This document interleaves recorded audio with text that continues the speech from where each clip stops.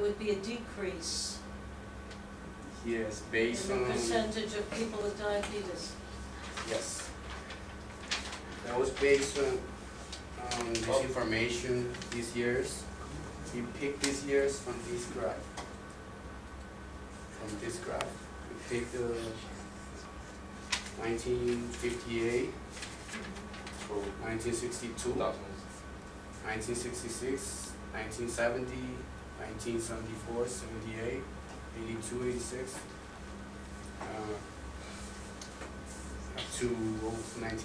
up to 2006. So based on that, we predicted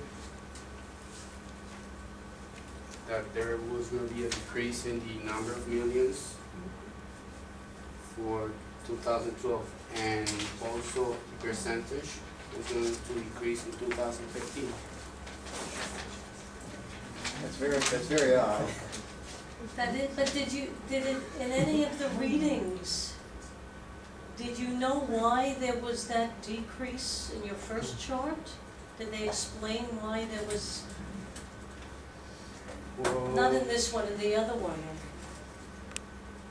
in the other chart, in the previous one? I'm just wondering if there's any explanation for that. Was there any reason why it decreased? there are information in the papers.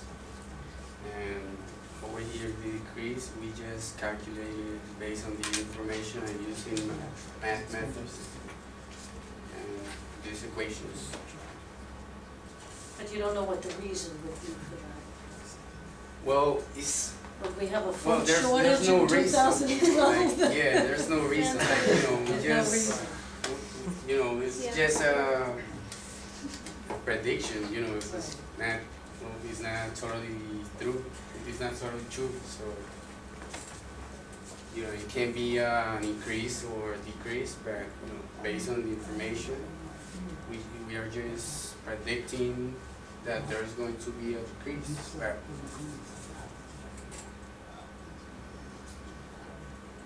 But like, all right, yeah, but that was on the other one. But we also predict from 1996 to 2015, and predicting from these picking up with those points, and From the semi. this one, it shows that there's going to be an increase. So we're not sure if there's going to be an increase or decrease, just predictions.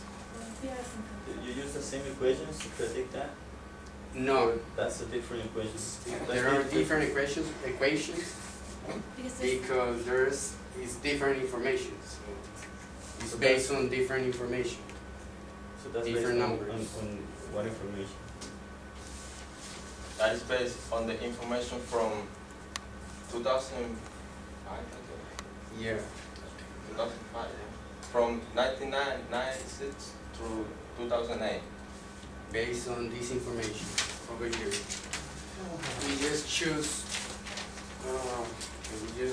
from 1996 to 2006. We pick these points over here. There's a different behavior there. I think you're looking at. You're looking basically at two different linear trends. You're looking at something that's got a sort of flat slope, and then in 1996 or 1997 approximately, there's sort of an uptick. It would be interesting to understand why that was. That's what I was asking. Was there anything in the readings the change, that the change in the explained why linear there was splatter, is rather remarkable, at that point. And it is true that if you use all the data, you're going to come up with a different prediction than if you just use the data from, from 1996 on. You could see that, Yeah, okay, yes. Like, for example, if you use data from here to there, it's going to show an increase. Yeah, Like, then we choose it's much more information linear. from here to here. So there's an increase over there, and that's why in the second graph, it shows an increase too. And over here, like we choose a couple of points from here to short from yeah, 2006 over here, and that one shows a decrease, but you know, it's based on data. I don't know, maybe it's because this. Yeah, I mean, if one- you think about drawing a line through there, you know, it's gonna find, you know, it's not really gonna follow, you know, those two lines, it's gonna be somewhere in the middle. Yeah, You know, if you use all the data, if you use the data from 1958, you know, through to 2006.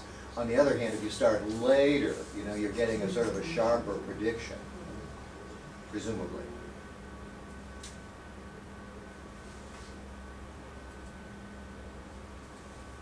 alright, like over here, like, we just made the prediction based on this line.